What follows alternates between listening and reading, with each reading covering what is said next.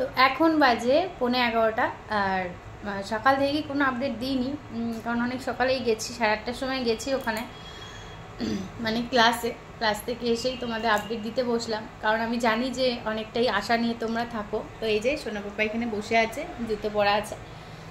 তো কেন কি কারণ তো তোমাদের দিনই সেটা বলতেই আসলাম। আমি জানি যে আমি একটু বেশি ইমোশনাল হয়ে যাই, আর আমার ফ্রেন্ড সার্কেলে যারা আছে তারা সবাই জানে যে আমি একটু বেশি ইমোশনাল হয়ে পড়ি এইসব ব্যাপারে। মানে এইসব ব্যাপারে না, কোনো কারণেই হয়তো কারোর কান্না দেখছি আমিও কেঁদে ফেলছি, বা কোনো কষ্ট হচ্ছে অন্য কিছু ভাবছি কেঁদে ফেলছি। মানে এই জিনিসটা আমার মধ্যে জানি না কেন, আমি কারোর কষ্টও দেখতে পারি না, কেঁদে ফেলি, বা নিজের কষ্ট তো বাদই দাও। তো এটা কোনো অন্যের কষ্ট না, এটা নিজের কষ্টের জন্যই বলছি। তো চলো মেন কথায় আসি। মনটা কেন খারাপ? সকাল থেকেই ক্লাসে যাওয়ার পর থেকেই মনটা খারাপ, কারণ একটা জিনিস হাতে পেলাম, সেটা পাওয়ার পর অনেক কিছু চিন্তা করে ফেললাম। তো তখনই চোখে জল চলে এসেছিলো ওটা হাতে নিয়ে, আর স্যারদের সামনেও বলছিলাম, স্যাররাও বললো ঠিক ঠিক। তো যাই হোক, চলো দেখাই কেন এত ইমোশনাল। তার কারণ হলো এইটা যখন এই যে স্যার বললো অর্ক বেটা পড়ে নাও, তোমার স্কুলের আইডেন্টি কার্ড চলে এসছে, এই যে যখন এইভাবে এটা লাগানো থাকে না, এই যে এখানে অর্কের নাম, বয়স, সব কিছু, ফটো সব কিছু দেওয়া রয়েছে। মানে যখন এটা ওকে দিল না, বিশ্বাস করবে না, হট করে চোখের সামনে অনেক বাচ্চার ছবি চলে আসলো, যে আজকে যদি স্কুলে যেত এরকমই ওর গলার মধ্যে থাকতো এরকমই ইউনিফর্ম, মানে স্কুল ইউনিফর্ম তো ছোট্টবেলা থেকে হয় না। তো যাই হোক, এরকমই ঠান্ডার মধ্যে ইউনিফর্ম পরে এরকম গলায় আইডেন্টি কার্ড নিয়ে, জুতো ব্যাগ নিয়ে চলবে। জানি না এই স্বপ্নটা কোনোদিনই সত্যি হবে কি না, কিন্তু তোমরা অনেকেই বলবে ছেলেকে কোলে নিয়ে কেঁদো না, কিন্তু আমার এই সোনা নারায়ণ, তোমরা জানো, তোমরাই বলো, আমার গোপাল সোনা, নারায়ণ সোনা সবই জানে যে মা কষ্ট পায় খুব, তাই জন্য হাসি দিয়ে ওটাকে ঢাকেই, দেখো হাসছে এখন। তো বিশ্বাস করো, মানে অনেক হাসি ঠাট্টা নিয়ে তোমাদের সামনে আমি থাকি ঠিকই, অনেক মজার ভিডিও করি, হাসির ভিডিও করি, কিন্তু কিছু সময় এই যে কমতিগুলো আমাদের মধ্যে, খামতিগুলো কোথাও মনে এসে একটা আঘাত করে, যে আজকে আমরাও এরকম লাইফ স্টাইল লিড করতে পারতাম এত ভালো, কিন্তু হয়ে উঠলো না। সবসময় বলি যে এটা আমাদের গর্ব, যে এরকম সন্তান আমাদের কোলে দিয়েছে, এটা আমাদের গর্ব, কারণ কি সবার দ্বারা সব ক্ষমতা থাকে না, সেই কারণে তাদের ঘরে দেয় না। কালকে এক দাদা ভাই খুব ভালো একটা কমেন্ট করেছিল, সেটা হলো যে কত মারা কত সুস্থ বাচ্চাদের নিয়ে ন্যাকামো করে ভিডিও করে, আর তোমাকে দেখে কিছু শেখা উচিত তাদের, যে এরকম অসুস্থ সন্তান নিয়ে যে তুমি এত সুন্দরভাবে ভিডিও করছো, সবার সামনে হাসি নিয়ে রয়েছো, মুখে একরাশ হাসি, মানে এগুলো সত্যি কথা, খুব মানে খুব মন ছুঁয়ে যায় এই কমেন্টগুলো। তো খুব ভালো লাগলো যে সত্যি তাই, সুস্থ বাচ্চা নিয়ে কত মানুষ ঢং করে, ন্যাকামো করে, যে এই পারছি না, এই দুষ্টুমি করছে, এই দৌড়াদৌড়ি করছে, এই কথা শুনছে না। তারপরে আজকে যেরকম আমাদের স্যারও বললো, মানে যখন আমি বলছিলাম তখন স্যারও বললো যে সবসময় যারা বলে তোমাদের যে এরম বাচ্চা নিয়ে, তখন স্যার বললো যে একটা চিন্তা করবে, একটা মানে 100টা সুস্থ বাচ্চা মানুষ করা আর এই একটা সিপি চাইল্ড মানুষ করা মানে কতটা টাফ, হ্যাঁ কতটা টাফ। তো যারা যখন বলতে আসবে তাদের তখন ভালো মতন বুঝিয়ে দেবে কথাটা, যে এই বাচ্চা অনেক মানে ভাগ্য করে পাওয়া যায়, যারা বলে না পাপ করে এসছে এই বাচ্চা, তো তাদের একটাই কথা যে এরকম বাচ্চা ভাগ্য করে পাওয়া যায়। আমাদের মতো মায়েদের ঘরে কোলে যে এইসব বাচ্চা দিয়েছে না, তারা অনেক ভাগ্য করে পেয়েছে, কারণ একমাত্র ওপরওয়ালাই জানে যে এরম বাচ্চা সামলানো সবার দ্বারা সম্ভব নয়। কারণ আজকে যদি আমাদের সুস্থ বাচ্চা দিত আমরাও হয়তো জিনিসটা বুঝতাম না। আজকে আমাদের এরকম বাচ্চা দিয়েছে বলেই আজকে আমরা মা, মানে আমরা যে মা সেটা আমরা প্রমাণ করতে পারি যে হ্যাঁ আমরা এতটা খারাপ পরিস্থিতির মধ্যে দিয়েও আমরা এরকম বাচ্চাকে মানুষ করে বেড়াচ্ছি। ট্রেনে, বাসে, গাড়িতে যেখানেই যাই না কেন একটা দৃষ্টিভঙ্গিতে তাকানো সবার যে এরকম বাচ্চা মনে হয় এলিয়েন, দেখতেই পারে না কোথা থেকে আসলো। তো কিছু কিছু মানুষের ক্ষেত্রে বলছি, আর কিছু কিছু মানে মানুষ যেগুলো খুবই আঘাত দিয়ে কথা বলে, আহারে কি সুন্দর হাঁটছে, আহারে কি সুন্দর কথা বলছে, যেগুলো আমাদের মতো মায়ের সামনে বলে।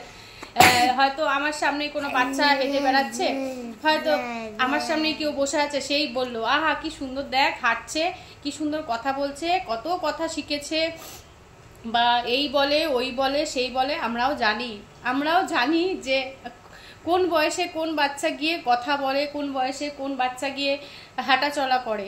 কিন্তু একটা সেই মায়ের সামনে এতবার বলো না যে যাতে সেই মায়েটার খারাপ লাগে, সেই মাটার খারাপ লাগে যে হ্যাঁ আমার বাচ্চা হয়তো পারছে না, এটাই হয়তো আমরা তখন এটাই মনে করবো যে তোমরা ঠ্যাস মেরে বলছো, জানি না কোন সেন্সে বলছো, কিন্তু আমরা তখন এটাই মনে করবো তোমরা ঠ্যাস মেরে বলছো কথাটা।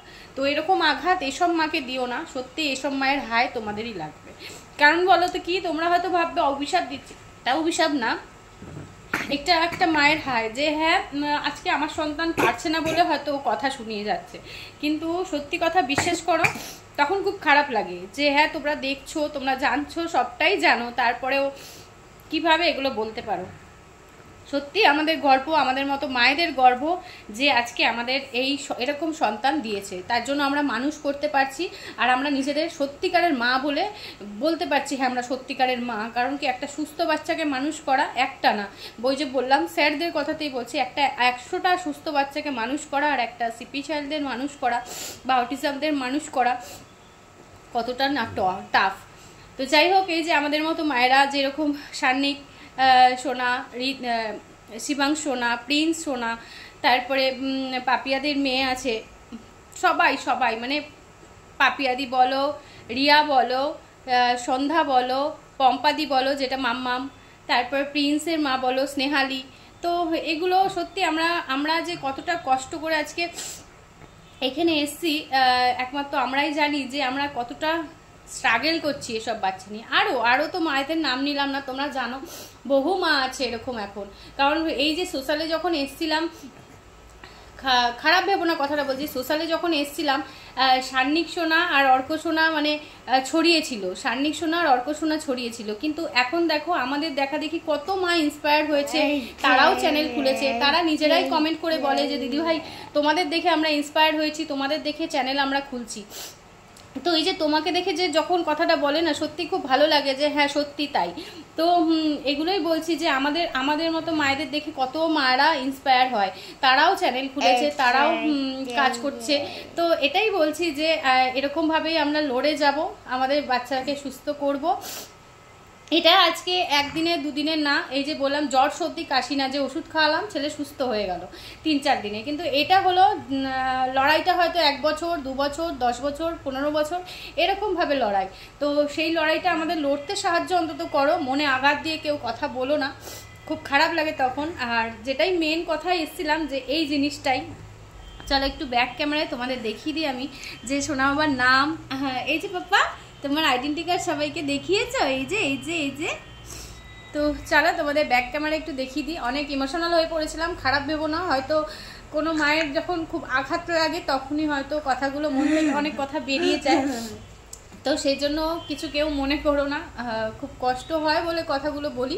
বাস একটু আমাদের সাপোর্ট করো, একটু ভালোভাবে কথা বলো, একটু মিষ্টি মিষ্টি কমেন্ট করো, যাতে মনে অনেক জোর পাই। যারা সবাই করে, নেগেটিভ কমেন্ট আমার কাছে আসে না, সত্যি বলতে নেগেটিভ কমেন্ট আমার কাছে আসে না, কিন্তু তারপরেও বলছি যারা এত সুন্দর সুন্দর করে কমেন্ট করছো তোমরা এভাবেই আমার পাশে থেকো, সাথে থেকো, এটুকুই চাই যাতে আমার ছেলেকে আমি সুস্থ করতে পারি আর অনেক মানুষের মুখ আমি বন্ধ করতে পারি। বাস সত্যি কথা, আমি এটা মনের কথা বললাম। কারণ কি আরও দুটো কথা আছে যে আজকে হয়তো তোমাদের সামনে কিছু বলছি না, জানি না কে কি পুরোটা ভিডিও দেখবে, তারপরে বলছি অনেক কষ্ট করে আমি এখানে আছি।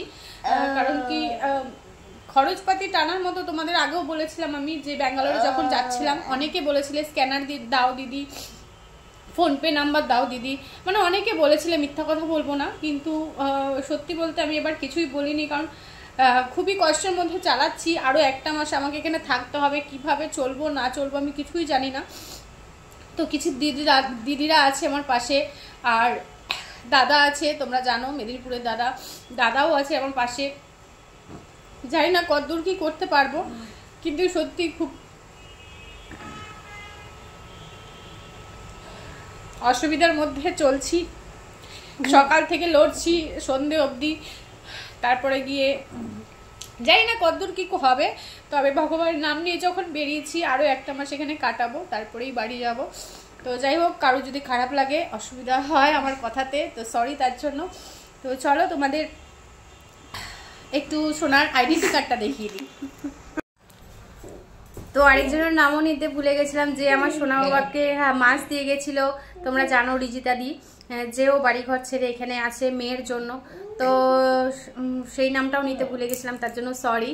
তো এইরকমই মারা অনেকে আছে। তো চলো তোমাদের সোনা বাবার একটু আইডেন্টি কার্ডটা তোমাদের ব্যাক ক্যামেরায় দেখিয়ে দিই।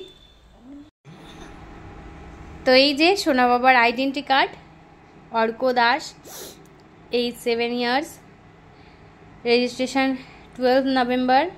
এই যে আমার ঠিকানা, তো এই যে এখানে রেজিস্ট্রেশন নাম্বার, এই যে তোমরা একটু স্ক্রিনশট নিয়ে নিতে পারো, অ্যাড্রেসটা ফোন নাম্বার দেখো এখানে দেয়া রয়েছে, তোমরা একটু স্ক্রিনশট নিয়ে নাও ত্রিশালা ফাউন্ডেশনের। তো এখান থেকে তোমরা যোগাযোগও করতে পারবে যারা আসতে চাইছো। আর এই যে তোমাদের সোনার ফটো, এই ফটোটা কখন তুলেছে সত্যি আমি জানি না। স্যাররা যে ওই রেকর্ডিং রুমে কখন তুলেছে সত্যি আমি জানি না, হাসি মুখটাই দিয়েছে সোনা পাপার। তো তোমরা একটু ত্রিশালা ফাউন্ডেশনের পুরো ডিটেলসটা একটু স্ক্রিনশট নিয়ে নাও যারা যারা অ্যাড্রেস চাইছো। ব্যাস এটাই জানাচ্ছিল আমার সোনা পাপার। যখন এটা দেখাও এটা, হ্যাঁ তো যখন এই বুকের সামনে থাকে সত্যি মুখটা একদমই অন্যরকম লাগছে, মনে হচ্ছে স্কুল থেকে আসলো আমার সোনা পাপা। আর সত্যি একদিন হবে, তোমরা আশীর্বাদ করলে নিশ্চয়ই হবে। তো সত্যি খারাপ লাগছে বলে তোমাদের অনেকগুলো কথা আমি বলে দিলাম। আর এই যে সোনা পাপা শুয়ে রয়েছে জুতো পরে, বেল্ট ছিল পায়ে, আসার সময় খুলে দিলাম, প্রচণ্ড পরিমাণে ভারী হয়ে যায় ওটার জন্য। ওরে বাবা, হাসি কাত। তো এইটা দেখে সত্যি এত কিউট লাগছে, মানে বলার না। মাম্মা, হ্যাঁ